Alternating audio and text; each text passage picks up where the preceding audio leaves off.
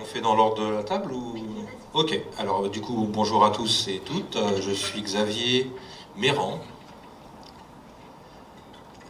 Je suis le fondateur de l'association Accessi-Jeux, qui est une association qui existe depuis 2015, qui adapte les jeux de société principalement pour les personnes déficientes visuelles. Et on reviendra plus tard sur tout ce que fait l'association, mais donc je suis son président depuis sa fondation, et ça fait maintenant 10 ans que je travaille au quotidien sur le sujet de l'accessibilité pour les déficients visuels, mais pas que. On verra plus tard que notre association essaye du coup, à force de rencontres et d'expériences, d'intégrer de plus en plus de profils de personnes en situation de handicap dans nos actions. Bonjour, moi je m'appelle Héloïse Metzac, je suis la coordinatrice d'une association qui est assez récente, qui a 1 an et demi, qui s'appelle L'Oiseau Jeu, et qui a pour objet principalement de travailler avec les acteurs du monde de la culture sur la reconnaissance du jeu comme activité et objet culturel, par là même, du coup, puisque le jeu est un objet culturel, on va attendre de cet objet culturel et de cette activité de ce secteur culturel qu'il fasse tout comme tous les autres secteurs culturels, de l'accessibilité, de la médiation pour les publics empêchés et éloignés. Et nous, du coup, on a identifié des projets de mise en accessibilité en direction des publics sourds qui ont existé par le passé, qui se sont arrêtés, notamment de créer des vidéos-règles de jeu en langue des signes française, puisque c'est la langue la plus accessible pour une partie du public sourd.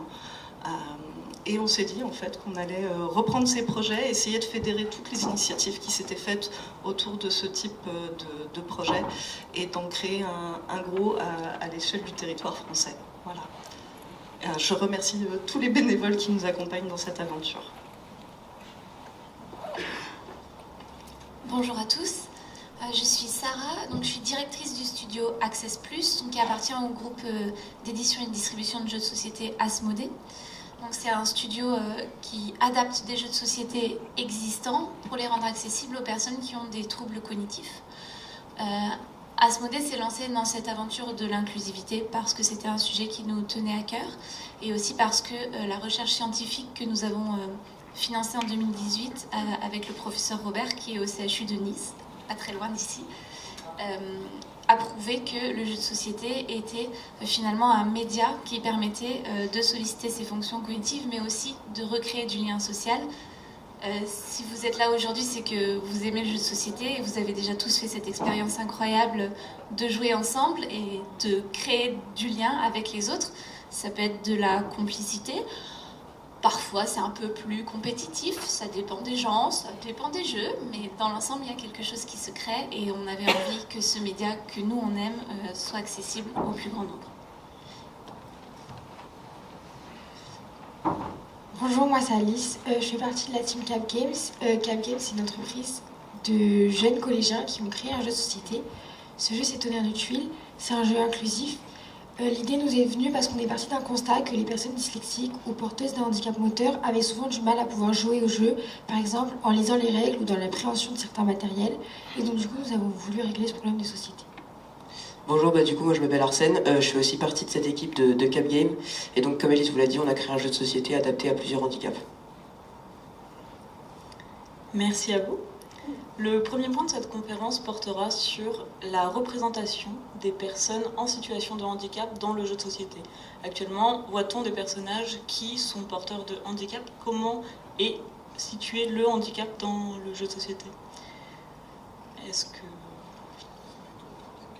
Ouais, alors, donc, dans le jeu de société, on a très peu de représentation de personnes en situation de handicap. Dans certains jeux, elles sont représentées tout de même, mais elles n'ont pas forcément un rôle en rapport avec leur handicap. Bien souvent, les personnes en situation de handicap sont représentées en fauteuil roulant, donc pas forcément qu'une seule partie des handicaps. Par exemple, Zombicide, il y a un personnage qui a une prothèse de jambe, mais cela a un effet négatif sur son joueur, et donc ça ne valorise pas forcément le handicap. Il y a aussi Coco Force, où plusieurs personnes sont en situation de handicap dans le jeu, or ça ne change rien sur leur fonctionnalité dans le jeu. vrai qu'on voit parfois dans le jeu de société le handicap physique représenté, mais le handicap invisible, lui en revanche, n'est jamais ne serait-ce qu'évoqué, même si ça ne change rien finalement au personnage, parce que parfois ça peut être juste de l'illustration, mais c'est un petit peu dans le jeu, malheureusement, comme dans la société au sens large, où aujourd'hui on manque encore de représentation de l'ensemble des handicaps, et particulièrement des handicaps invisibles. Voilà, donc on essaye de sensibiliser, on essaye de travailler sur ce sujet-là et de rendre ceci un peu plus visible. Mais Xavier, vous avez, me semble-t-il, une conférence l'année dernière sur ce sujet qu'on peut retrouver en ligne.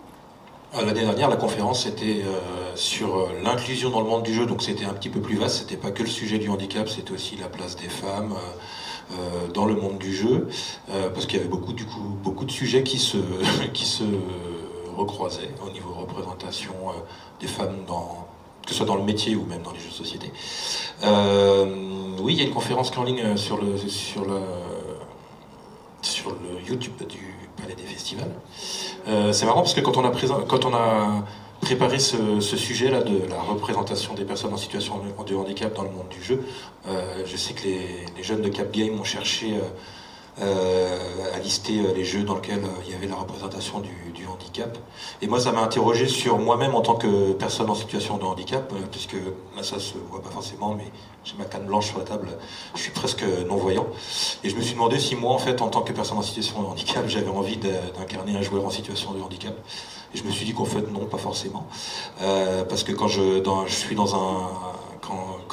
joue à un jeu, j'ai envie de pas forcément incarner la personne que je suis dans la vie, ou un jeu de rôle d'ailleurs. Mais du coup, ça veut dire qu'aussi, une personne qui est valide peut aussi avoir envie de ne pas être la personne qu'elle est dans la vie, et potentiellement pouvoir aussi incarner une personne en situation de handicap, surtout si elle n'a pas de désavantages. Ce qui est le cas d'ailleurs dans le jeu Tonnerre de Tuiles de Cap Game, c'est que il me semble que tous vos personnages en situation de handicap ont de super pouvoirs. C'est exactement ça. Donc oui, on a essayé vraiment de valoriser le handicap et de montrer que c'est pas forcément un défaut, et surtout de faire entrer un peu dans nos vies le handicap. Du coup, tous nos personnages, il y a 6 dieux dans le jeu et 5 des 6 dieux sont en situation de handicap. Notre objectif, c'est valoriser le handicap. Donc en fait, le handicap, on le transforme en force. Ça devient un pouvoir avec des atouts et donc ça nous permet d'avoir des choses positives et donc de pouvoir valoriser le handicap dans toutes les situations. Vous pouvez citer un exemple ou deux pour que ce soit plus concret? Oui, bien sûr. Alors, on a par exemple Athéna qui va être la déesse de la stratégie guerrière. Elle va être dyslexique parce que les 10 ont souvent une vision différente des choses et peuvent apporter du coup une expérience assez intéressante. De fait, la représentation du handicap, c'est quelque chose qu'on retrouve dans les questionnements de l'ensemble des acteurs de la culture. Le monde du jeu n'y échappe pas, tout comme le monde de la BD, du livre et tout le reste du secteur culturel. Il y a une certaine invisibilisation. Alors ça a beaucoup bougé dans les autres secteurs culturels. Je pense que le jeu est le prochain sur la liste. On va faire ce qu'il faut pour, oui, c'est sûr. Après, ça bouge, hein.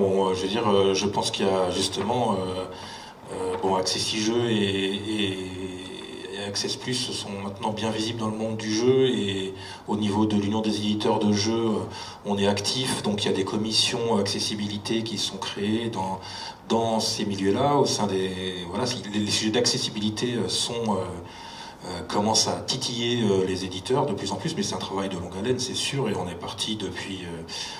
Accessi Jeux n'a que 10 ans, Access Plus un petit peu moins, et voilà, on commence à mettre les sujets sur les tapis. Maintenant, les éditeurs ne peuvent pas dire qu'ils ne sont pas au courant, parce que nous, c'est notre travail de toute l'année de les sensibiliser à ça. Donc, les choses avancent. Oui, en plus, j'ai entendu l'année dernière à la conférence sur l'inclusion, dans la salle, des personnes disant moi je travaille dans le monde de l'édition du jeu et je suis moi-même en situation de handicap. Et c'est vrai que du coup, ces questions-là aussi, dans les équipes des créateurs, il y a nécessairement aussi des personnes qui sont bien placées pour mener aussi cette image-là et cette arrivée dans l'édition, je pense. Question pour Cap Game, dans votre jeu, il y a un personnage non-voyant? Oui. Quel est son pouvoir? Alors, donc c'est Hadès, le dieu des enfers, donc des souterrains et de l'obscurité.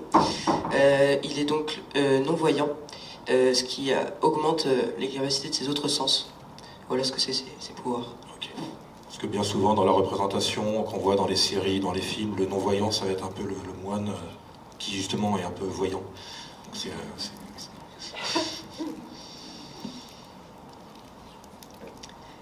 Merci de vos partages sur l'état de la représentation.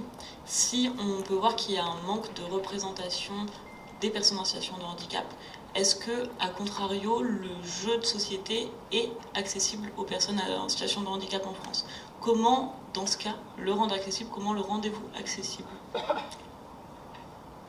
Alors, nous, Lise fait une petite liste de quelques petites choses faciles à adapter dans les jeux de société, qu'on peut adapter presque à tous les autres jeux. On a par exemple les polices, qu'on peut facilement agrandir. On a aussi des pictogrammes qui sont facilement... on peut facilement les mettre dans un jeu. Après, on a aussi, par exemple, les vidéos, enfin une vidéo des règles sur Internet pour que les dyslexiques aient moins de lecture et juste une vidéo, ou même les personnes valides puissent juste apprendre les jeux plus simplement. Et après, il y a aussi sur des questions de préhension, que ce soit pour des pions, des tuiles, des cartes peut-être un peu plus grandes, des tuiles un peu plus épaisses, pour que toute personne avec des problèmes de préhension puisse quand même jouer à n'importe quel jeu. Après, moi j'engage beaucoup les éditeurs à faire tester en amont aussi au public sourd. On va saluer à cet égard le travail de Sarah et le travail de Xavier, qui font tous les deux un travail d'édition du jeu et qui font tester leur jeu de nombreuses fois et qui co-construisent, on va dire, la création de leur jeu directement avec les publics en situation de handicap. Et à cet égard, je pense que pour la question de qu'est-ce qui peut être accessible pour le public sourd, je vais passer la parole entre guillemets, à Guillaume, qui est dans la salle, qui sera certainement mieux placé que moi pour vous parler de ce qui est pertinent pour le public sourd à l'étape de la conception.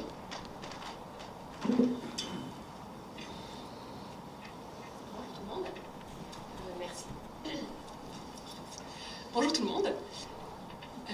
Donc voilà, je suis Xavier, donc je suis sourd de naissance, sourd profond. Et donc pour répondre à la question, ce qui est difficile pour les personnes sourdes en termes d'accessibilité, je vais essayer de vous expliquer ce qu'on peut faire. Donc c'est vrai que comme on est sourd, on n'entend pas et notre cerveau, il ne fonctionne pas avec le son. Il fonctionne de manière visuelle. Notre cerveau voit comme des images. Et donc c'est pour ça qu'on a ce sens-là qui est plus développé. Et donc, notre langue, c'est la langue des signes. Et donc, pour nous, c'est moins d'efforts si on regarde en langue des signes plutôt que si on doit lire ou des choses comme ça. C'est pour ça qu'on choisit la langue des signes. Et bon, après, il y a des personnes sourdes qui oralisent, mais ça, c'est encore différent. Donc, par rapport à l'accessibilité, donc pour les personnes sourdes, bon, pour les personnes aussi oralisantes, mais donc, pour répondre à cette question, le problème, c'est par rapport souvent aux règles du jeu, qui sont souvent très longues et pas toujours faciles à comprendre. Donc par exemple, pour une personne entendante, c'est simple, elle peut lire la règle du jeu, elle n'a pas de soucis avec ça. Mais pour une personne sourde, c'est plus compliqué. On a besoin des fois d'avoir des vidéos en langue des signes avec une interprète qui va traduire les règles en langue des signes. Et ça, c'est une première accessibilité pour nous. Et par rapport au jeu qu'on crée, comme tout à l'heure vous avez dit par rapport aux cartes, les sourds c'est la même chose que pour les personnes dyslexiques. Des fois c'est compliqué quand il y a beaucoup de choses sur les cartes ou qu'on n'arrive pas forcément à comprendre ce que ça veut dire. Ce qu'on remarque par exemple, je donne un exemple, je ne sais pas si vous connaissez ce jeu, mais c'est le jeu Cerbère, qui est assez célèbre. Et donc nous, souvent les personnes sourdes adorent ce jeu, parce qu'il n'y a pas de lecture en fait. Tout est fait par symbole. Et donc c'est un jeu très visuel. Et donc les règles, on les comprend facilement, et donc on peut facilement jouer. On n'a pas besoin de réfléchir longtemps en lisant les règles et en étant bloqué par rapport à ça. Et donc ça nous aide en fait. Il y a un petit document avec des informations dessus, récapitulatif, et ça nous aide en fait pour se rappeler. Et d'ailleurs, ce jeu peut être accessible dans le monde entier, puisqu'il n'y a pas besoin de changer de langue, puisque tout fonctionne par symbole, et donc c'est universel les symboles. Voilà, donc ça c'est accessible pour tout le monde, c'est ça que je voulais dire. Donc c'est un plaisir de jouer à ce jeu-là, c'est assez agréable. Et aussi, je voudrais rajouter quelque chose par rapport à la langue des signes. Donc, par rapport aux règles du jeu, des fois il y a des QR codes. Il y a des QR codes dans les règles du jeu sur lesquels donc, on peut flasher et ça pourrait être pas mal que du coup ça soit accessible directement en langue des signes. Et il y a un jeu qui s'appelle avec une Lucana. Lucana, merci, qui s'appelle Lucana.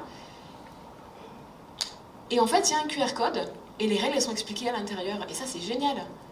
Bon, il faut prendre le sous-titrage parce qu'elles ne sont pas adaptées en langue des signes, mais du coup, on pourrait penser à ça, en fait, à adapter ce QR code pour une vidéo en langue des signes. Voilà ce que je voulais vous dire aujourd'hui. Merci. Merci Guillaume.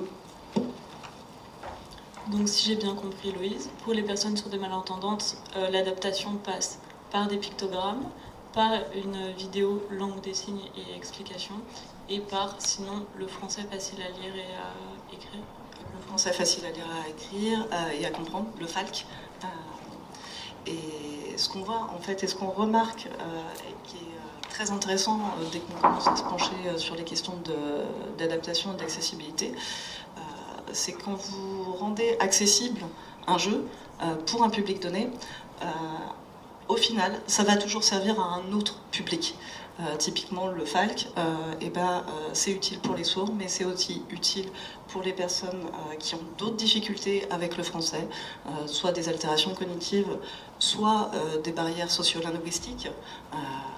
Et dans l'ensemble, dans la société, en fait, on constate que dès qu'on met en accessibilité, on le fait en direction d'un public, mais ça sert à tous. C'est la même chose que les accès PMR qui sont bénis par toutes les mamans du monde avec des poussettes. Voilà. Oui, tout à fait. Nous, on a le même exemple sur le jeu Quarto qu'on a adapté pour les déficients visuels. Du coup, pour pouvoir trouver les pièces facilement sur le plateau et ne pas les renverser, on a rendu le plateau magnétique. Et du coup, quand on fait des salons consacrés à l'autonomie des personnes en situation de handicap ou des seniors, tous les aidants, les aimants aussi, comme disent certains, et les personnes qui s'occupent de personnes en situation de handicap dans des structures, nous disent que ça va bien au-delà de l'accessibilité pour les personnes déficientes visuelles, parce qu'il y a pas mal de gens qui peuvent avoir des problèmes pour manipuler les objets, et les aimants facilitent. Donc oui, en effet, ce qu'on fait pour un certain public profite à d'autres. Des fois, il y a des choses un petit peu compliquées à faire cohabiter. Par exemple, on parle de pictogrammes pour les personnes sourdes. C'est sûr que nous, du coup, pour les personnes déficientes visuelles, est-ce qu'après les pictogrammes sont adaptables en tactile, etc. On peut difficilement faire un jeu universel en termes d'accessibilité. Déjà parce que l'universalité n'existe pas dans le monde du handicap. Chacun est différent avec son handicap et ses troubles associés. Donc on fera jamais un jeu qui pourra être accessible à tous. Par contre, la diversité du monde du jeu actuel et voilà, le nombre de jeux qui sortent fait qu'il y a largement de quoi trouver une grande diversité de jeux pour des personnes avec différents handicaps et aussi pour faire jouer des personnes avec différents handicaps à la même table. C'est quelque chose qu'on nous expérimente très souvent en ludothèque. C'est la diversité des jeux qu'on a à la ludothèque. On a plus de 2000 jeux à Paris. Et quand on a des gens qui viennent à la ludothèque, certains qui peuvent pas prendre des dés dans les mains, d'autres qui peuvent pas verbaliser des choses, d'autres qui ne savent pas mettre les chiffres dans l'ordre sur des cartes. Si on fait jouer qu'une seule de ces personnes avec quelqu'un qui n'a pas de handicap apparent, c'est facile de trouver une grande quantité de jeux. Puis si on met côte à côte tous les profils, on se dit ah bah celui-là on va l'enlever parce qu'un tel peut pas faire ci, celui-là on va l'enlever parce qu'un tel peut pas faire ça. Mais il y a quand même suffisamment de jeux qui sortent aujourd'hui pour qu'on ait quand même un grand panel de jeux pour faire jouer des personnes très différentes ensemble. Si on s'en donne la peine, et si aussi au niveau de l'édition on se donne la peine aussi de faire l'effort que le jeu puisse être un maximum inclusif pour un maximum de personnes. Tu me parles de l'édition, Xavier. Est-ce qu'il y a des stratégies à mettre en place dès la conception du jeu pour le rendre inclusif aux personnes en situation de déficience visuelle ? Moi j'ai un discours avec les auteurs déjà quand ils viennent nous voir sur le stand et qu'ils nous demandent qu'est-ce qu'ils peuvent faire, je dis déjà crée ton jeu. C'est toujours quelque chose que je veux pas les brider au niveau de la création parce que sinon il y a des jeux un peu foufous qui verraient jamais le jour. Et comme je l'ai dit, tous les jeux seront pas jamais accessibles à tout le monde déjà au niveau de la création. Après c'est évident que s'il y a des choix à faire entre si ça change pas grand chose dans la mécanique et qu'il y a des choses à faire qui peuvent être inclusifs, autant que l'auteur il présente déjà un prototype inclusif à l'éditeur. Et après, l'éditeur aussi d'avoir la démarche de se demander si le jeu que l'auteur lui a amené, s'il y a des choses à faire pour l'améliorer ou pas. Un non-voyant, il va jamais jouer à Jungle Speed ou des choses comme ça. Donc il y a des choses qui sont de toute façon... on ne va pas dire à un auteur, on n'invente pas Jungle Speed parce qu'il ne sera jamais accessible aux non-voyants. C'est pour ça que je bride jamais les auteurs sur leur création.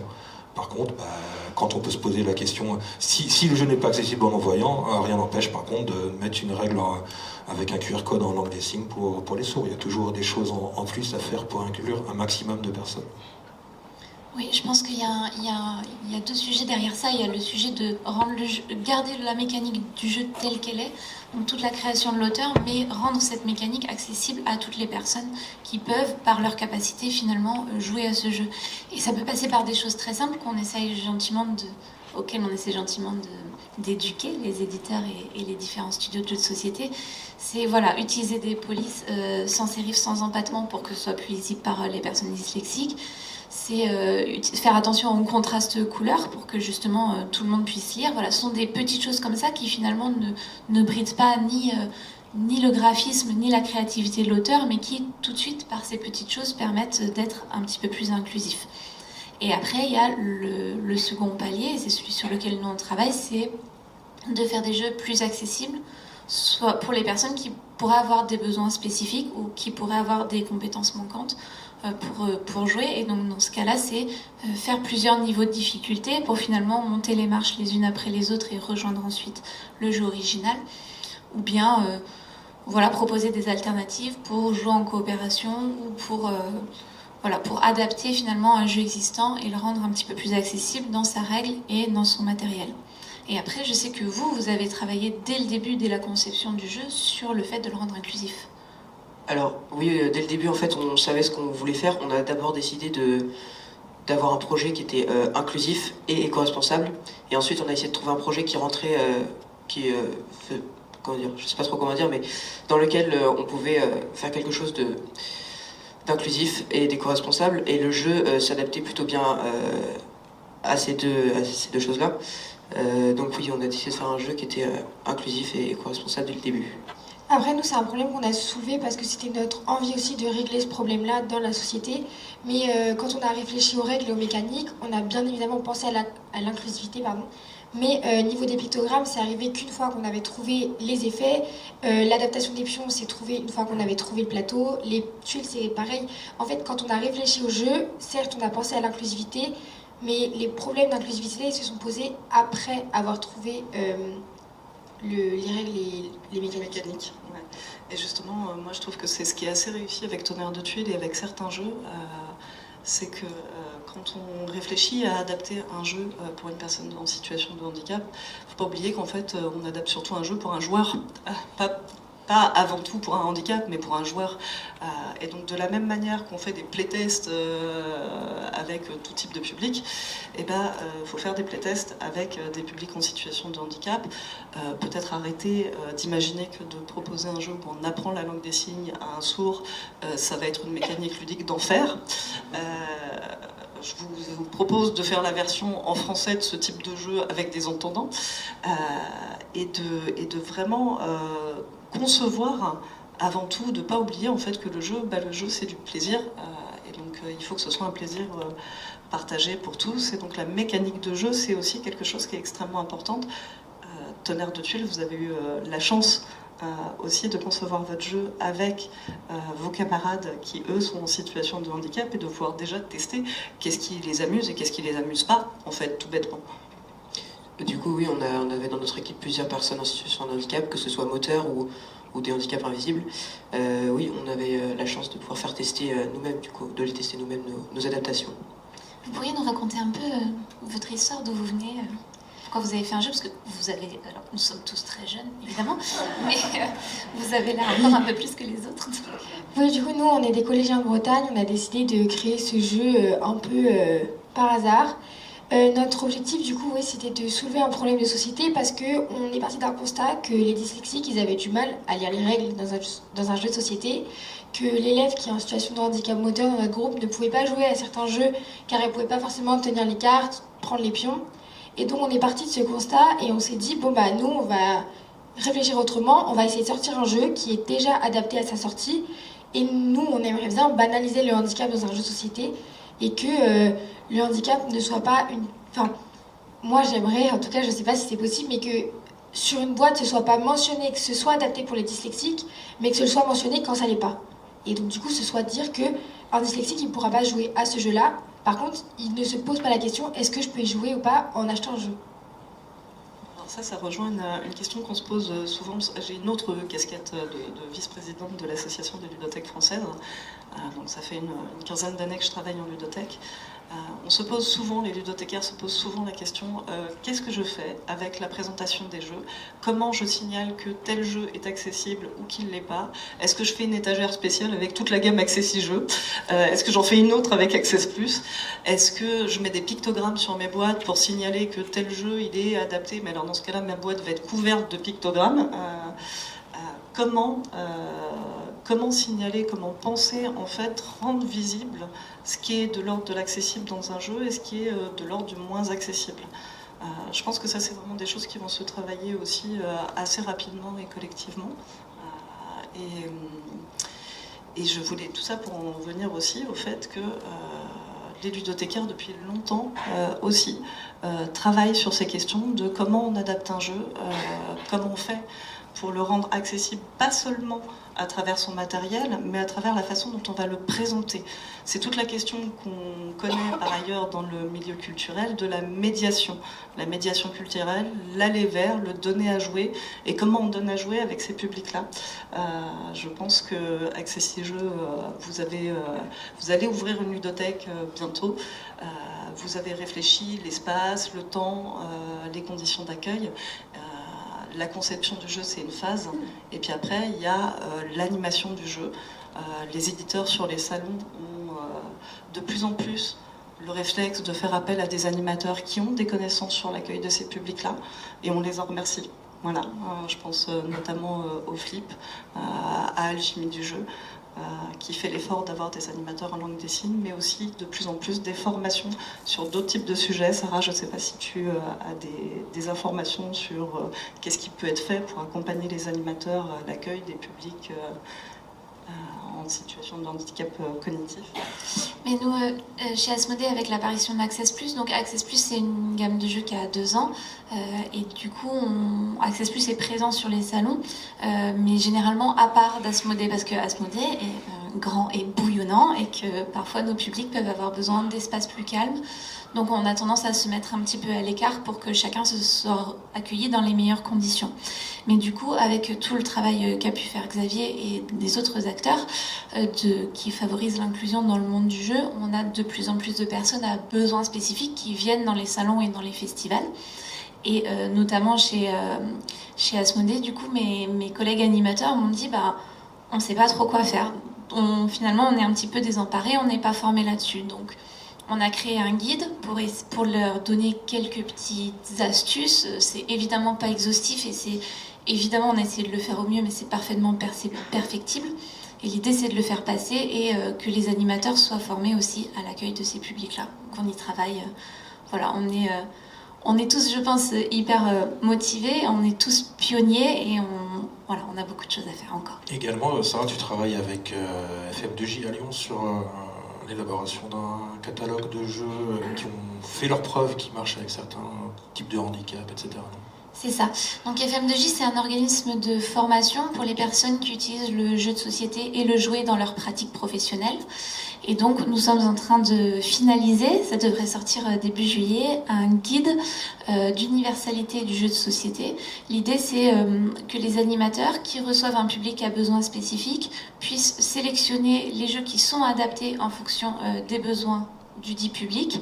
Et si on n'a pas le jeu parfait dans sa ludothèque, parce qu'on ne peut pas tout avoir, et parfois peut-être même le jeu n'existe pas, donner des pistes d'adaptation pour ces jeux-là. Donc ce sera un guide qui sera gratuit et disponible en téléchargement sur nos sites, donc FM2J Access Plus, voilà, qu'on diffusera à ce moment-là pour aider les animateurs à accueillir dans les meilleures conditions les personnes qui peuvent avoir des besoins spécifiques et adapter les jeux. Et comme je disais tout à l'heure, parce que c'est une expérience qu'on a nous aussi en ludothèque, les personnes en situation de handicap sont toutes différentes. Donc ce guide, il donne des pistes Mais ça ne veut pas dire que parce qu'il y a marqué que ce jeu marche bien avec des personnes qui ont des troubles autistiques, par exemple, que ça va marcher avec toutes les personnes ayant des troubles autistiques, parce que chaque personne est différente, il y a différents degrés d'autisme, du verbal au non-verbal, etc. Mais ça donne des pistes. Nous, c'est quelque chose qu'on fait dès qu'on fait jouer. On a des personnes qui viennent jouer avec des troubles, 10, des polyhandicaps, etc.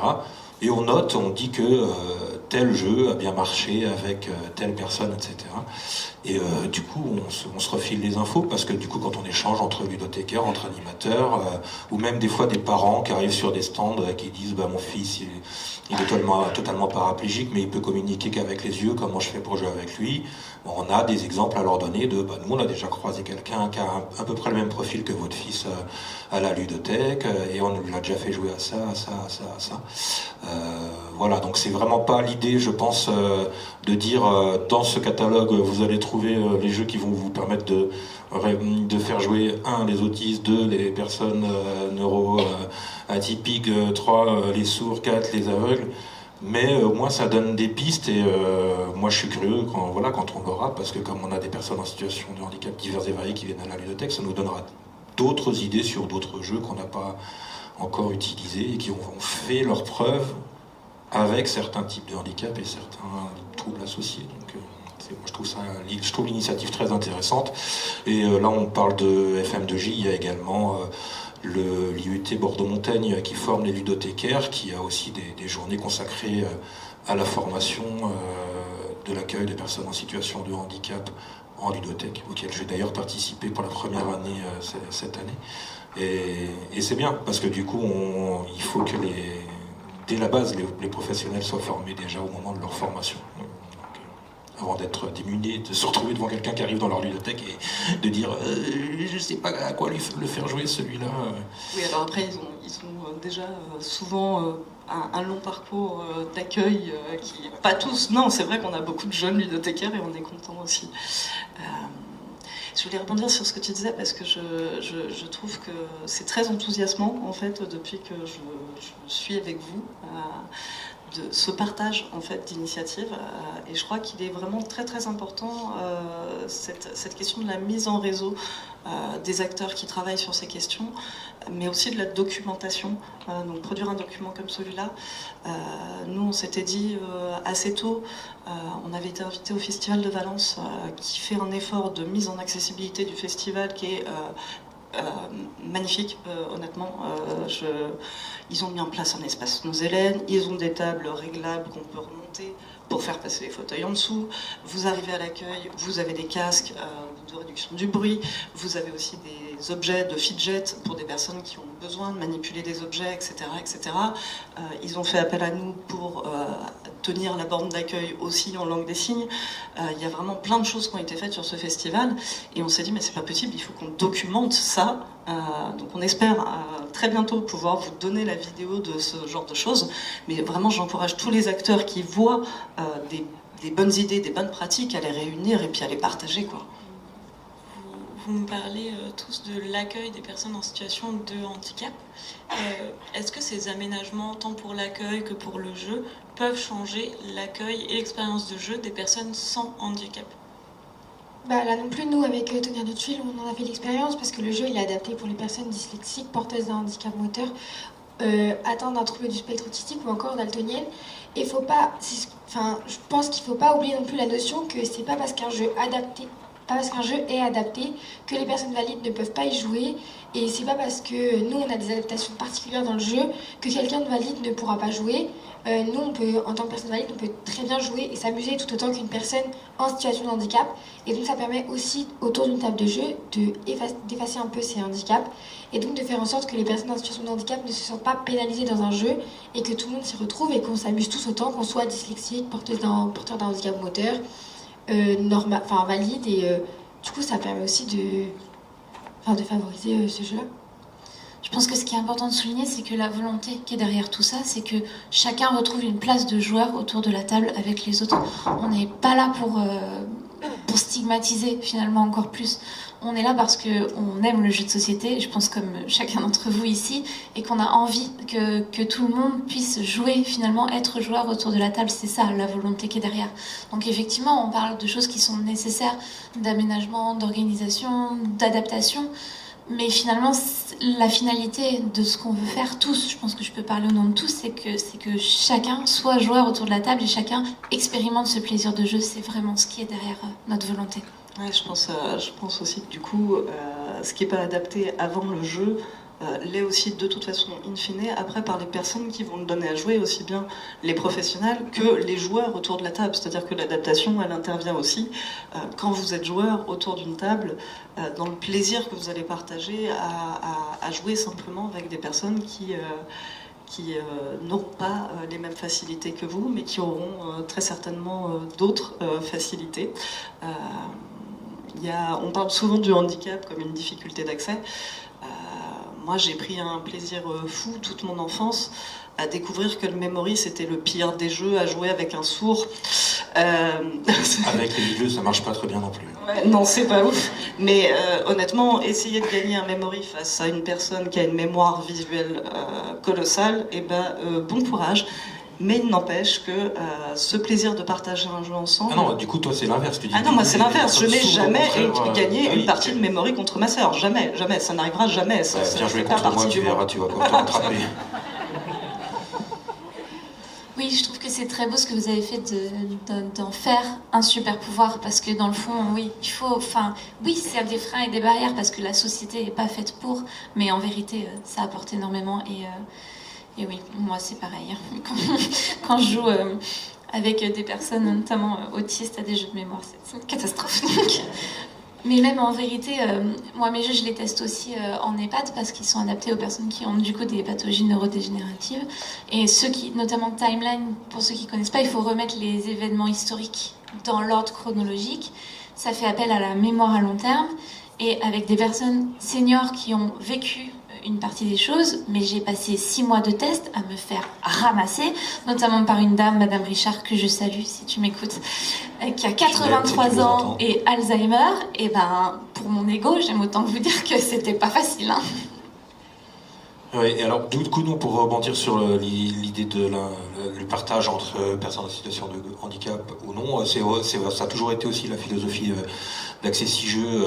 Depuis le début, on voulait pas créer un jeu, une association qui allait adapter des jeux pour non-voyants, qui allait jouer entre non-voyants dans les structures de non-voyants. Et du coup, on a toujours fait en sorte que les jeux qu'on adaptait ou qu'on éditait soient agréables pour les personnes bienvoyantes, valides, et que du coup, il n'y a rien de repoussant, qu'ils disent que le jeu soit pas stigmatisant pour personne et qu'ils ont envie de jouer ensemble. Et le fait de jouer ensemble, c'est important, je trouve. Nous, c'est dans notre petit flyer, c'est une des phrases qu'on a mis en avant, c'est que quand on est avec un handicap ou quand on devient handicapé au cours de sa vie, on perd accès à plein de choses. Notamment à la culture, justement à tout ce qui devient inaccessible. Donc nous, c'était la volonté d'Accessijeux de pouvoir préserver au maximum en tant que déficient visuel ce loisir du jeu de société. Et il faudrait que ça, qu'il y ait dans chaque loisir, dans chaque action culturelle, qu'il y ait toujours cette volonté de pouvoir proposer une solution aux personnes en situation de handicap pour conserver cet accès à la culture et aux loisirs, parce que les loisirs, c'est important pour l'équilibre tout simplement de la personne. Imaginez-vous qui peut-être n'avez pas de problème d'accessibilité à quoi que ce soit, si on vous privait de votre loisir favori, vous resteriez peut-être chez vous à ne rien faire, et le jeu de société, comme on dit, il fait société, et le fait de pouvoir se dire ce soir je vais sortir, je vais rencontrer des nouvelles personnes, on va s'amuser, c'est important pour bien se sentir dans sa peau. Voilà, donc nous ça a toujours été la philosophie de l'association, de se dire que on allait faire des jeux qui allaient faire que les personnes se rencontrent au-delà de leurs différences. Ouais, et puis du coup en fait au bout de tout ça, jouer ensemble, Accessi-Jeux, vous avez longtemps tourné sur les festivals, édité des jeux, et aujourd'hui vous allez ouvrir une ludothèque parce qu'il n'y a pas de meilleur endroit pour jouer ensemble. Tu nous relances sur le sujet, tu veux vraiment qu'on en parle, hein? Oui. Tout ça parce que c'est toi qui vas nous apprendre à signer la langue des signes pour l'accueil des publics sourds. Ah non, c'est pas moi. Non, mais Quelqu'un de évidemment, mieux placé. depuis qu'on se connaît maintenant, on a envie de monter des projets ensemble. Louise, là, qui fait la médiation aujourd'hui de cette conférence, va être la directrice de cette nouvelle ludothèque qu'on va ouvrir à Paris, à Porte de Vincennes, dans 6 mois, et qu'on a voulu la plus inclusive possible. Et l'avantage, c'est qu'on part de zéro. On a vraiment, à l'heure actuelle, un bâtiment totalement désaffecté, et qu'on a été chercher des subventions pour monter un très beau projet, et il sera accessible à un maximum de personnes. Du coup, peut-être, Louise, tu peux sortir de ton rôle de médiatrice juste pour parler 2 minutes de la ludothèque.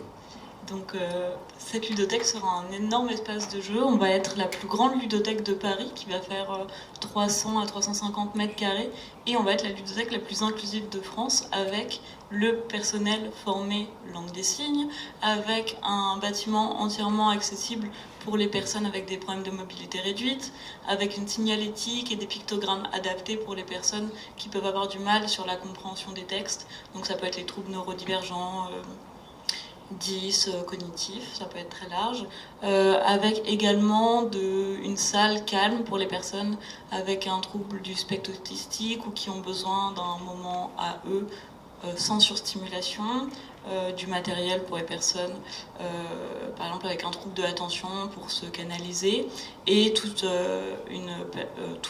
pas mal d'équipements pour les personnes déficientes visuelles pour qu'elles puissent être en autonomie dans le bâtiment. Également un espace jeux vidéo accessible PMR, avec du matériel hardware adapté, des manettes adaptées, etc. Un espace jeu de l'enfant aussi qui nous manque actuellement. Donc ça va être un très grand endroit, et concevoir cette place, c'est vraiment très gratifiant parce que j'ai tant des moments d'accueil du collège d'à côté que de structures qui veulent se former sur la petite enfance, que de structures spécialisées qui veulent venir jouer. Et c'est incroyable de voir ce mélange des populations commencer à se dessiner petit à petit. Et du coup, nous, on est à la base du projet, donc on a vraiment envie de partager tout ça avec tous les partenaires qui sont là et d'autres, et de faire de ce lieu à Paris une vitrine de ce que pourrait être déjà une ludothèque inclusive, mais aussi tout simplement, on parle aussi beaucoup aujourd'hui de l'anniversaire de la loi sur l'accessibilité des établissements recevant du public. Nous, on essaye en tout cas de mettre un maximum de choses dans ce bâtiment qui soit une vitrine pour montrer qu'est-ce qui peut être fait pour inclure un maximum de personnes dans le même bâtiment. Moi, j'avais envie de dire aux éditeurs et aux auteurs de jeux qu'il y a beaucoup de choses qui sont faites depuis longtemps, par plein de monde, à droite, à gauche. C'est pas forcément toujours très visible, mais ça existe. Et quand vous cherchez des solutions pour adapter des jeux, allez à la rencontre. Aller vraiment à la rencontre des ludothèques, mais aussi des professionnels qui accompagnent les publics en situation de handicap, qui font de l'adaptation du jeu depuis 40 ans dans les cours de récréation, dans les services d'accueil spécialisés, dans les services de soins, qui, avant d'avoir la chance d'avoir des éditeurs qui se saisissent du sujet, ont fait avec les moyens du bord pendant très longtemps des adaptations. Peut-être, je crois beaucoup dans l'intelligence collective, le fait peut-être pas réinventer la roue et d'aller chercher des solutions qui existent déjà, même s'il faut inventer des nouvelles roues toujours. Je crois que chez Access Plus, ça s'est quand même beaucoup fait de travailler avec les professionnels de l'accompagnement qui mènent vraiment un grand travail, en fait, qui sont les premières lignes de cette accessibilité. Mais je trouve que, alors il y a encore beaucoup à faire, c'est ce qu'on disait, mais déjà vous êtes tous là aujourd'hui, et ça c'est super parce que ça veut dire que le sujet vous intéresse, et vous êtes quand même nombreux, donc c'est vraiment plaisant. Nous on est là aussi, et puis alors c'est certainement votre cas. Moi je suis de plus en plus sollicitée pour intervenir dans des formations en game design pour que l'accessibilité soit prise en compte dès la formation. Je suis sollicitée par des éditeurs concurrents mais amis quand même, qui ont envie de faire des choses plus inclusives, donc ça bouge dans le bon sens, et on sera là pour accompagner tout ça. C'est super. Merci. Pardon. que c'est super que du coup il y ait une vraie démarche pour venir jusqu'à vous et intégrer. Mais à contrario, est-ce qu'il y a des choses qui vous freinent dans l'intégration, pour intégrer le handicap dans le jeu de société? Alors déjà il y a le budget. Les adaptations ça coûte assez cher parce que par exemple quand on va faire des pions plus épais, plus grands, il faut des moules spéciaux. Donc oui, le budget. On ne sait pas toujours comment adapter certaines choses, donc oui, il y a des gens qui peuvent nous aider, mais parfois ça peut être assez compliqué ça.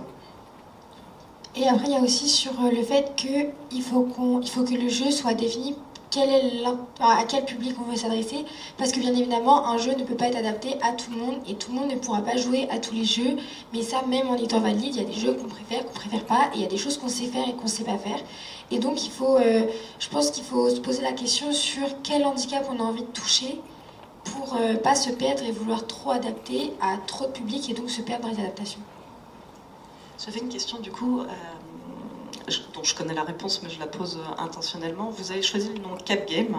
Vous n'êtes pas les seuls d'ailleurs, puisque je suppose Xavier que c'est avec Cap Games que tu travailles autour du jeu vidéo.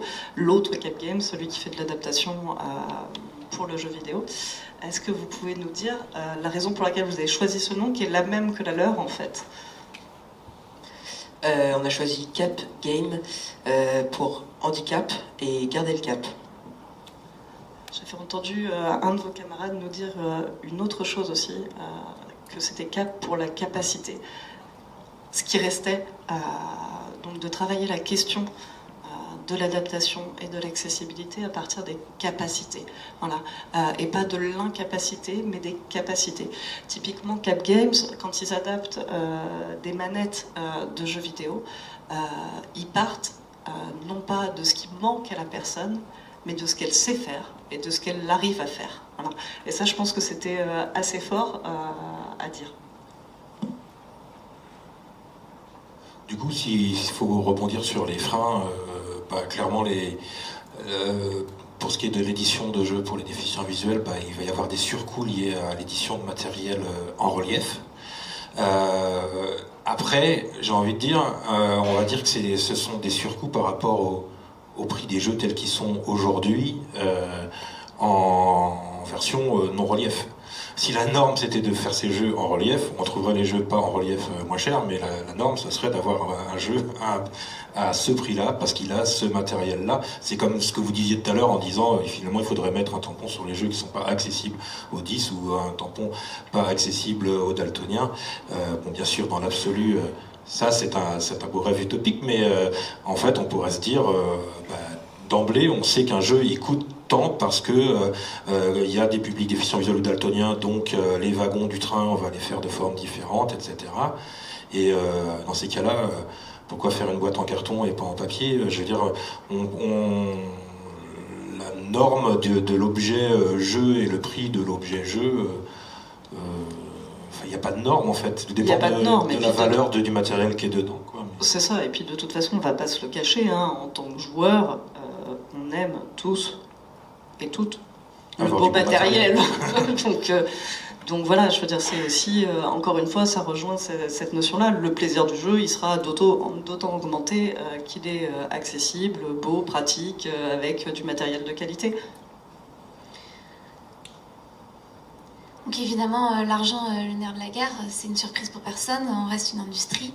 Il y a aussi, je pense, mais on en parle un petit peu depuis le début, la pédagogie et l'insensibilisation à faire auprès des éditeurs, parce qu'une police lisible par les 10 ou des bons contrastes couleurs accessibles à tout le monde, ça coûte pas plus cher. Et donc voilà, il y a aussi, je pense, de la pédagogie et de la sensibilisation à faire, et ça fait partie des freins, mais on va les lever. Une règle en langue des signes, ça peut coûter plus cher, sauf que du coup, l'initiative de l'Oiseau Jeu, c'est de mobiliser une communauté de personnes sourdes pour proposer justement peut-être d'avoir accès à un maximum de règles en langue des signes. Héloïse? Ouais, du coup, en fait, ça c'est vraiment un frein qu'on a identifié, l'argent. Les initiatives qui se sont faites pour créer des vidéos règles de jeu en langue des signes ont coûté assez cher, avec un beau budget et la possibilité de faire peu de vidéos.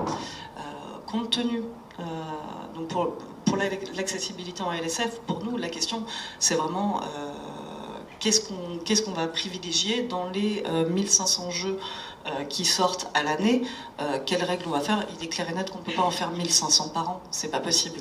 Voilà. En plus, quand on dit 1500, je vais faire ma petite ludothécaire, mais le jeu de société, c'est pas l'intégralité du jeu. Quand on pense au public sourd, on pense aussi aux enfants sourds scolarisés, souvent et très souvent dans des institutions en inclusion avec un public d'entendants, donc qui partagent dans les cours de récréation, mais aussi dans les centres de loisirs, à la cantine, des temps de jeu avec des gens qui ne sont pas issus des mêmes cultures qu'eux, puisque la culture sourde, c'est une culture à part entière. Vraiment, ça, il faudra le répéter, le redire. On est sur un handicap qui possède une culture particulière parce qu'une langue particulière. Et du coup, il y a aussi cette question de partager une culture commune du jeu, de partager une connaissance commune des pratiques ludiques. Et donc, du coup, l'importance de traduire aussi des règles de jeu qui ne seront pas des règles de jeu de société, mais des règles de jeu traditionnelles, des règles de jeu sans objet aussi. Et donc, du coup, il est absolument impensable de faire ça avec un schéma classique marchand, rémunéré.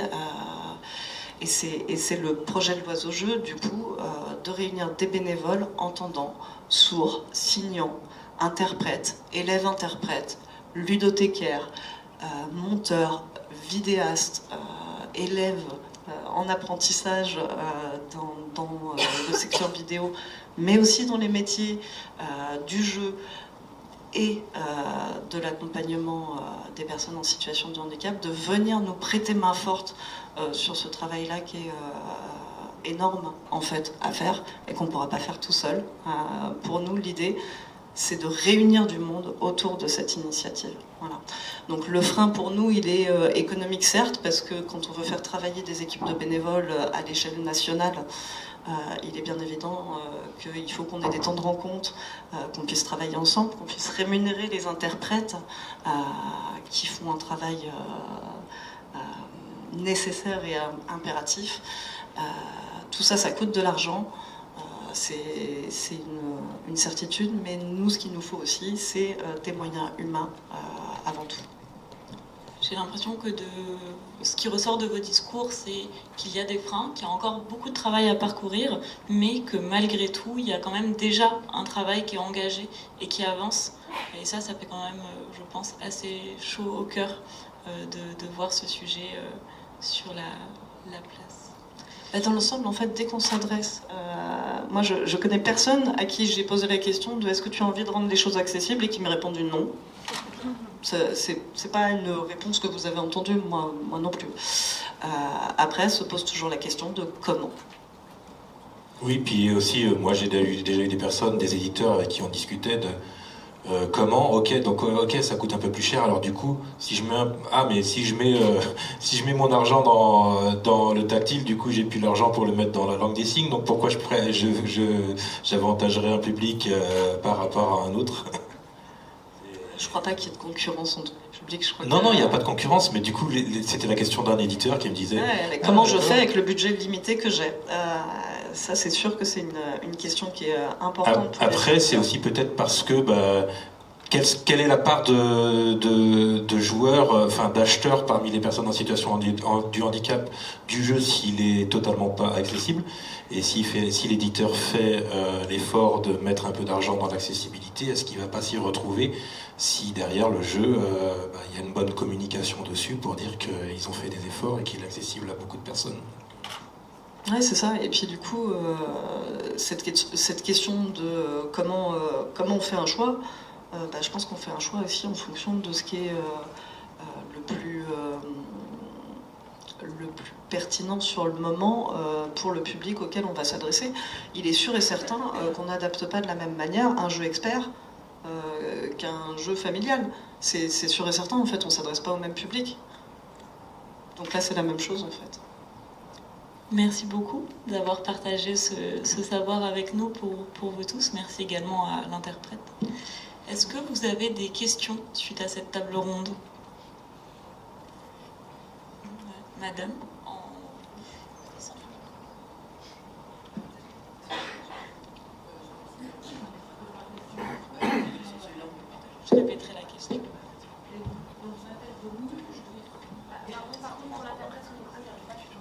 Je vais répéter la question.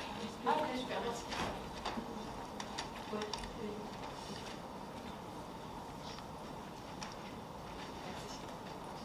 Oui, je m'appelle Dominique et je suis membre aussi du conseil d'administration de l'association des ludothèques françaises, mais aussi relais pour l'association internationale des ludothèques, ITLA. Et je voulais aussi, aujourd'hui on a parlé du jeu de société, parce qu'on est à Cannes, la Mecque du jeu de société, mais aussi j'invite aussi tous ceux qui travaillent avec le jeu de se dire que c'est important aussi qu'il y ait des jeux, des jouets d'exercices sensorimoteurs, symboliques, des jeux d'assemblage, de construction, à la fois pour des personnes en situation de différents handicaps, et aussi pour permettre à des enfants moins extraordinaires, du public moins extraordinaire, de pouvoir aussi rencontrer le handicap. Et j'invite l'équipe de Louise aussi à échanger, je peux faire un peu l'interface, avec des ludothèques des pays nordiques, notamment, nordiques, on va dire, plus au nord que la France, comme le Royaume-Uni, les Pays-Bas, le Danemark, les autres pays scandinaves, qui ont une expérience très ancienne à l'initiative, voilà, les ludothèques qui ont été créées là-bas, c'était au départ pour des enfants en situation de handicap. Et maintenant, ça s'est élargi. Je félicite vraiment toute cette équipe extraordinaire qui est sur le plateau. Merci Domi. Et je te rejoins bien évidemment sur le fait que plus on met d'objets différents de jeux à disposition, plus on a de chances qu'il y ait un objet qui rencontre une personne avec un besoin. C'est ce que tu disais tout à l'heure, Xavier, on ne peut pas adapter tous les jeux à tous, mais par contre, plus on diversifie la proposition de jeu, plus on a de chances que chacun y trouve son compte. Et ça, pour ça, on est servi avec la quantité de jeux qui sort chaque année. Et puis pour ce qu'on trouve ici à Cannes, même si un peu de jouer au milieu du festival des jeux, bon, on serait pas contre. Bonjour, merci beaucoup pour cette incroyable table ronde. Je suis Niels, je viens de Suisse, je suis membre du comité de l'UDESCO. Salut Xavier. J'avais une question très très précise, c'est que vous aviez mentionné, je crois que c'était Louise, un festival ou quelque chose où il y avait des tables adaptées, etc. Ça m'intéresse. Festival de Valence. Festival des Jeux de Valence, qui a vraiment fait un travail très réfléchi en amont sur sa mise en accessibilité, oui, et qui a lieu chaque année. Donc, tous les 2 ans, je crois. Peut-être je suis en train de vous dire une bêtise, je crois que c'est tous les 2 ans. Parce que c'est, alors en témoignage, je dois dire que c'est ce qui est compliqué. Alors bon, l'UDESCO, c'est le plus grand festival de jeux et d'expériences ludiques de Suisse, c'est-à-dire que c'est petit. C'est une réalité aussi. On a invité Accessi Jeux France très vite après leur création à venir à l'UDESCO pour avoir cette représentation. On continue, d'ailleurs chaque année ils viennent, elles viennent maintenant. Ça a fait un petit, il existe Accessi Jeux Suisse maintenant aussi d'ailleurs. Et pour la première fois cette année, j'ai demandé à mes camarades organisatrices d'avoir une salle dédiée qui soit calme, avec moins de stimuli. Et aussi pour la première fois cette année, parce qu'on n'avait pas réussi à faire ça à temps l'année passée, on aura justement 2 fois 4 heures d'explication de jeu interprétées en LSF. Mais c'est vrai que pour rejoindre aussi ce constat, au niveau des coûts, on a un festival 100% bénévole et j'ai essayé de trouver un peu d'argent pour ce que j'essaye de mettre en place. Et j'ai rien. Donc, pourtant, je me suis tourné aussi vers la personne déléguée aux situations de handicap du canton de Neuchâtel, parce que la Chaux-de-Fonds est dans le canton de Neuchâtel. Et donc, voilà, il n'y a pas de moyens financiers du tout pour cet aspect-là. Également pour l'achat des jeux, on essaye d'augmenter notre collection. Chaque année, on achète des jeux à Accessi Jeux. Mais c'est vrai qu'il n'y a aucun soutien financier pour cet aspect-là dans un festival, en tout cas en Suisse. Ouais, c'est difficile effectivement cette notion-là. Cependant, il ne faut pas hésiter à rappeler aux financeurs que le droit d'accès à la culture, il est posé à la fois dans la Constitution, mais aussi dans plusieurs documents juridiques qui établissent le droit des personnes en situation de handicap, et notamment avec une exigence légale et une contrainte légale pour les organisateurs de mettre en place des dispositifs et des choses pour permettre l'accessibilité à tous, à la culture, mais aussi aux loisirs.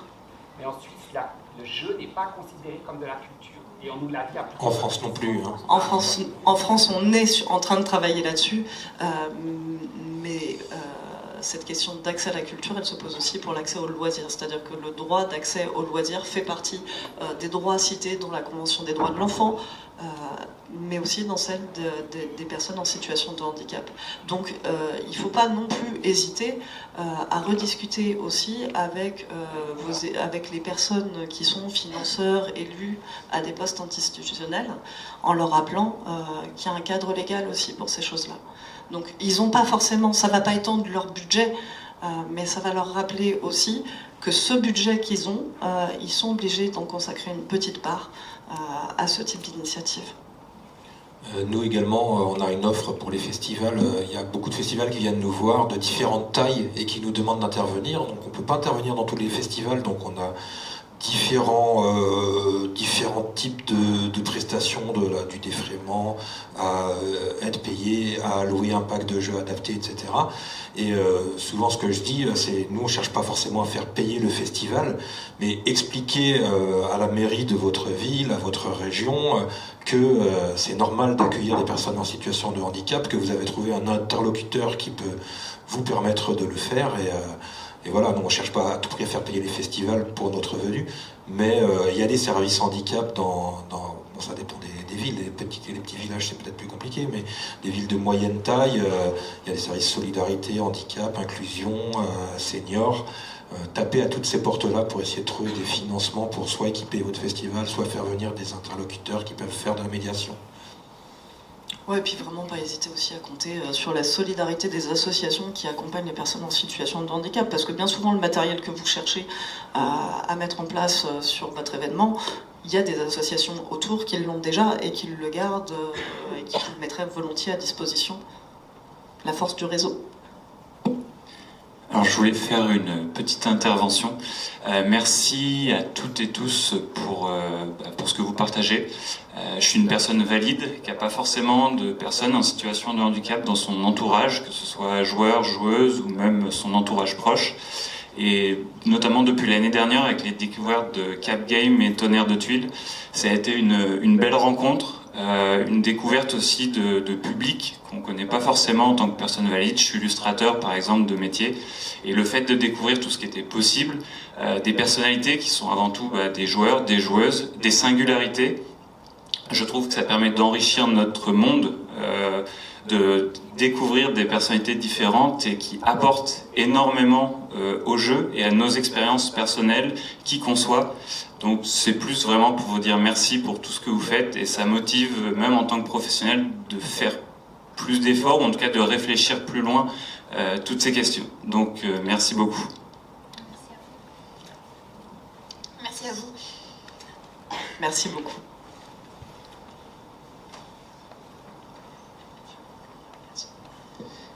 Alors bonjour à tous et à toutes, j'aurais un témoignage et une question, du coup je ne sais pas si j'ai le temps de faire les deux. Oui, d'accord. Alors je vais commencer par la question. En fait, donc moi je suis pratiquement non-voyant, je connais bien Accessi-Jeux. J'habite à Nice et je me suis rendu compte qu'il y a beaucoup de personnes, en tout cas mâles et non-voyantes, peut-être d'autres personnes en situation de handicap, mais je ne les connais pas, qui ne savent pas qu'il existe des jeux adaptés, et je me demandais comment améliorer, ou est-ce qu'il y a des stratégies de communication à destination du public directement concerné, parce que du coup moi voilà, j'ai tendance à essayer de parler le plus possible des jeux adaptés, mais il y a des gens qui débarquent en fait, qui savent pas du tout que ça se fait, qui savent pas du tout qu'elles peuvent jouer au jeu, et je trouve ça dommage, et je sais pas s'il y a des stratégies mises en place pour lutter contre ça. Tu sais bien comme moi que le milieu des déficients visuels, comment dire, il y a ceux qui sont dans les qui gravitent dans les associations, dans les structures, etc. Et ceux-là sont au courant des choses parce que il y a du bouche à oreille et que globalement, les gens qui sortent de chez eux pour aller faire un atelier de, je sais pas moi, de peinture adaptée, ou aller faire un accessi-jeu, ou aller faire un atelier de danse, etc. C'est nous, de toute façon, toutes les associations qui s'occupent d'accès à la culture ou au loisir, on a les mêmes pratiquants, c'est les mêmes qui vont dans toutes les associations, donc eux sont au courant. Le plus compliqué, c'est que les personnes qui ne sortent pas, qui ne fréquentent pas ces associations-là, soient au courant. Au courant comment? En mettant des posts sur les réseaux sociaux, s'ils sont pas accessibles, si les gens sont pas équipés, ils vont pas les voir. En mettant des affiches sur les ludothèques, ils vont pas les voir. Nous, on a clairement identifié qu'à chaque fois qu'on a un passage sur une radio nationale ou une télé nationale, derrière on a des appels de gens qui nous découvrent. Donc est-ce qu'il y a une stratégie? Je sais pas. Moi j'ai le sentiment que que les gros médias nationaux, surtout traditionnels par rapport à justement un public qui peut peut-être être déficient visuel et un peu senior, un peu âgé, même si toi comme moi on sait qu'on est des jeunes. Voilà, ça c'est pas vraiment jeune, mais bon. Je me reste dans la tête. Non, les seniors, ils regardent la télé, donc oui, dès qu'ils voient le truc, la télé, ça marche bien. Mais il n'y a pas de stratégie, il faudrait beaucoup d'argent pour pouvoir faire des campagnes de pub à la télé. Mais...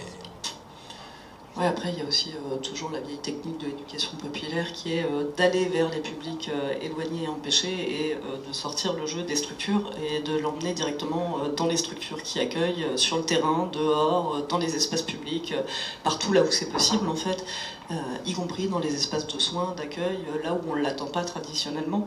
Moi, je rêve de salles d'attente d'hôpital bondées de jeux. Et la communication, c'est aussi quelque chose de très important pour nous, mais finalement, que ce soit dans notre milieu ou dans tous les milieux, quand on fait un nouveau jeu, on a très envie que le public soit au courant qu'il existe, que ce soit un jeu adapté ou pas adapté. Donc oui, effectivement, dans notre secteur à nous, on essaye de passer par les canaux. Ça peut être médico-social, ça peut être plein de choses. Mais la communication, voilà, ça coûte de l'argent et on est tous face au même problème. Et que le jeu soit adapté ou non, finalement, il y en a énormément. Donc on essaye, promis. Après, rien que toi de venu ici, c'est aussi ça. C'est que même si on n'a pas forcément, là, je sais pas combien on va avoir de personnes déficientes visuelles sur notre stand dans le salon. Par contre, toute la part de sensibilisation, le fait de passer l'information aux ludothécaires et même aux joueurs qui, du coup, ne sont pas venus avec leur pote qui est malvoyant ou non-voyant parce qu'ils pensaient qu'il n'y aurait rien d'accessible, peut-être qu'ils viendront l'année prochaine. Donc c'est aussi un travail de terrain, beaucoup d'être là et de sensibiliser les gens, leur dire que c'est possible. C'est d'ailleurs la question pour laquelle, la fameuse question, est-ce que ça vaut le coup de faire venir un interprète pour une personne sourde? Oui, si vous voulez en avoir 10, 20 ou 30 ou 60 l'année prochaine, c'est toujours la question de l'œuf ou de la poule. Il faut d'abord rendre accessible pour que le public vienne. C'est bon, je peux... Ouais, ok, merci. Moi, en fait, donc j'habitais à Paris et quand je suis arrivé sur Nice, forcément, j'avais envie de continuer à jouer. Sauf que pas d'assaut accessible sur Nice, donc je me suis dit, tant pis, je vais prendre mes jeux et moi, je vais essayer de faire un peu des choses pour essayer de continuer à jouer. Et je me suis mis d'accord avec un café vegan à côté de chez moi et du coup on a organisé des soirées jeux inclusives où il y avait des déficients visuels qui pouvaient venir aussi et on a fait ça plusieurs fois et c'est moi qui ai ramené les jeux du coup d'accessi-jeux et d'autres que j'ai adaptés aussi par d'autres moyens et du coup c'était pour vous dire qu'il y a moyen de faire des choses des fois en bidouillant, en faisant des choses même quand ça n'existe pas, il y a moyen de créer aussi et pourquoi pas après de se monter en association si on le souhaite. Et aussi deuxième petite anecdote, moi du coup j'ai voulu continuer encore à jouer et je suis aussi une personne trans et je suis dans une association de personnes trans Et j'ai eu envie de faire une animation jeu de société une fois par mois parce que comme on dit, c'est pareil pour tout le monde, les jeux ça lie. Et les personnes trans sont des personnes plus à même d'être isolées. Et du coup, on fait une fois par mois des après-midi jeux de société que j'anime avec ma compagne et avec les jeux d'Accessi-Jeux pour que je puisse jouer. Voilà. Et du coup, ça me permet de jouer avec l'intersectionnalité puisque du coup, je suis à la fois en situation de handicap et trans. Nous, quand on entend ce genre de témoignages, c'est le truc qui rebooste à chaque fois. Quand on a des petits moments de découragement sur des projets qui se passent pas comme on veut, etc. Quand on a les témoignages des bénéficiaires directement qui disent que grâce à tout notre travail, notre volonté, ça provoque des choses positives dans leur vie. Je pense pour chacun d'entre nous à la table, c'est les choses qui nous font avancer et qui nous donnent envie de continuer. Oui, bravo et merci. Bonjour, je m'appelle Claire Servel. J'aime me définir comme infirmière en jeu coopératif pour l'association Envie en jeu qui est au service des pratiques coopératives. J'avais envie de glisser une information que de double casquette de soignante et patiente et passionnée de jeu, j'avais pu co-créer une formation sur jouer et coopérer pour inclure la neurodiversité. Et surtout, j'avais des questions liées à la coopération. Je dois reconnaître que c'est un peu mon intérêt spécifique. Et étonnant, un intérêt spécifique. Ah, tiens donc. Et j'avais une question sur Tonnerre des Tuiles, auquel je ne connais pas encore assez, et savoir s'il est coopératif ou pas. Comment vous avez fait le choix? Et j'aurais une deuxième question ensuite pour Sarah. Tu as dit tout à l'heure que dans la façon d'adapter les jeux et de les rendre plus inclusifs, il y avait justement la coopération. Je suis convaincue, mais savoir du coup si tu as des données sur quoi tu te bases. Du coup, nous, Tonnerre de Tuiles, c'est pas du tout un jeu de coopération. On a fait ce choix par goût, en fait. Dans l'équipe, on s'est posé la question, est-ce que vous préférez des jeux où on s'embête ou des jeux où on est ensemble? Et c'est vrai que nous, on aime bien se pouiller un peu et s'embêter entre nous, donc on a décidé de prendre un jeu un peu de bagarre, quoi. Alors après, il y a des gens qui adaptent un petit peu les règles, et je sais qu'il y a des gens qui jouent en duo. Après ça, on n'a pas de règles définies là-dessus, mais je sais qu'il y a des gens qui le font, des joueurs. Après, c'est comme tous les jeux, on peut adapter les règles comme on le souhaite et modifier le jeu par rapport aux règles d'origine. Peu importe la règle du moment qu'on a tous la même. Alors, en fait, on n'a pas de données de recherche scientifique sur l'accessibilité et la coopération. Ce qu'on a eu, nous, c'est plutôt des résultats de tests sur terrain, donc c'est pas de la recherche fondamentale, c'est de la recherche applicative. Mais on s'est rendu compte que, alors ça c'est pas vrai pour tous les jeux, mais notamment sur Dixit, pour arriver à faire du lien entre texte-image, c'est plus facile au début d'y réfléchir tous ensemble. Ça permet de s'orienter, ça permet de discuter, d'ouvrir le dialogue, le jeu coopératif. Ça c'est très important. C'est un média incroyable pour créer du lien comme ça et pour encourager chacun à dire ce qu'il a à dire, même si la présence finalement d'un animateur ou d'un médiateur est assez nécessaire pour que chacun ait son temps de parole. Voilà, et du coup, on s'est rendu compte que quand on avait d'abord joué avec un mode coopératif, il était plus évident ensuite pour chacun de passer sur le mode compétitif qui ressemble au mode coopératif. Et du coup, voilà, avec une première expérience, on se sent plus à l'aise parce qu'on est plusieurs à prendre les décisions, donc on est plusieurs à se partager la responsabilité avant de se retrouver seul face à ses choix, même si c'est un peu dramatique dit comme ça.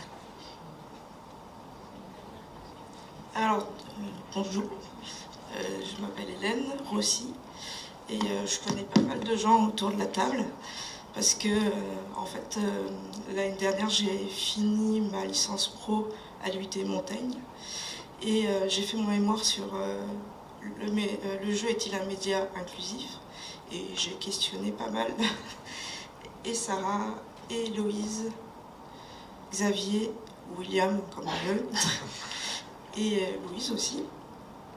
Et maintenant, je suis ludothécaire à l'IRSA, dans un établissement de soins qui est fait pour les déficients visuels, en fait. Donc c'est à la fois éducatif et du soin. Et il y a une ludothèque. Voilà.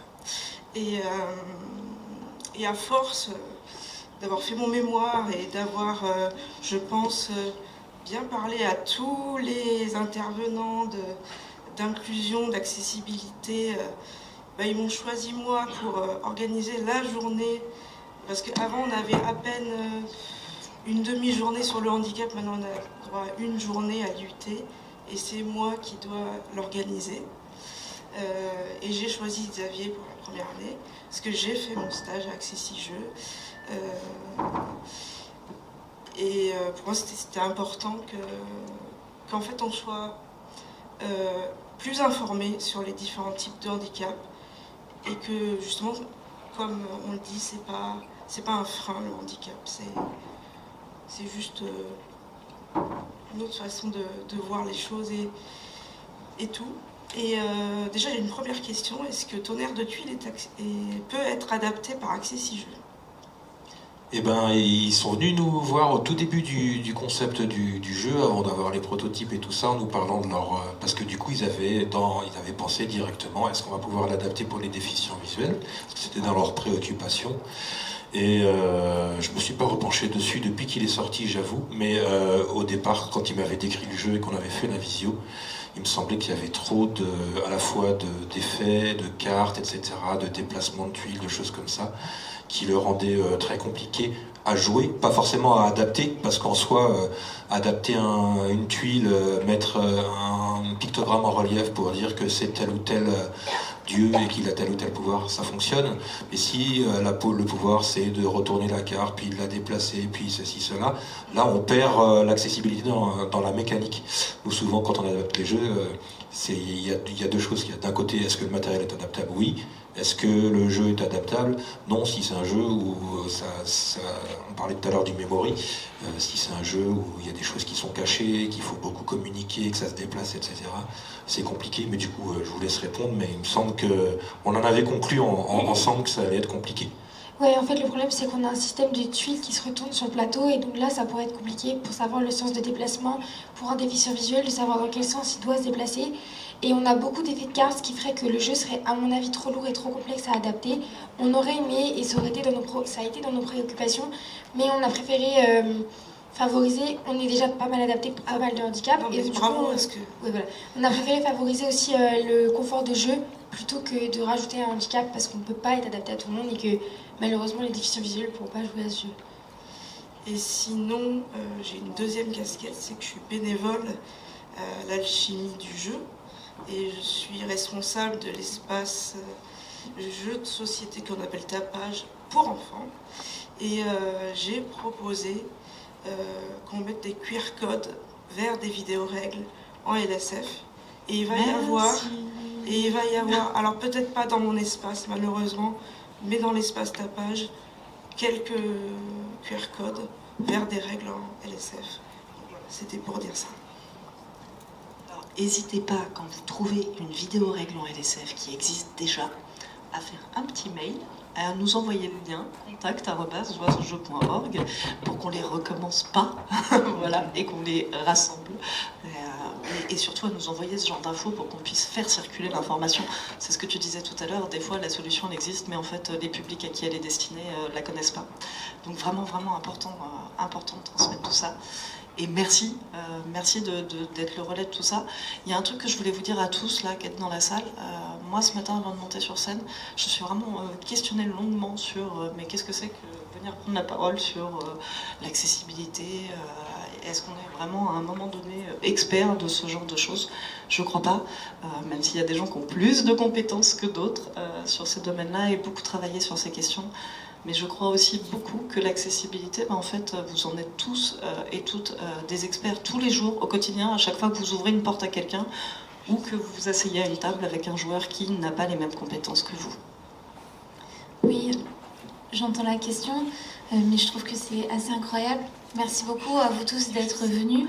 On voit des associations, on voit des ludothécaires. Moi, je représente un grand groupe et puis on a des illustrateurs, des infirmiers, des gens qui viennent de partout. Et je trouve ça super que tout ce monde-là se mobilise autour autour de l'accessibilité. Et puis je suis très fière de voir que la jeune génération, celle qui va nous succéder, est très impliquée. Donc voilà, merci à vous tous et bravo. Félicitations à tous.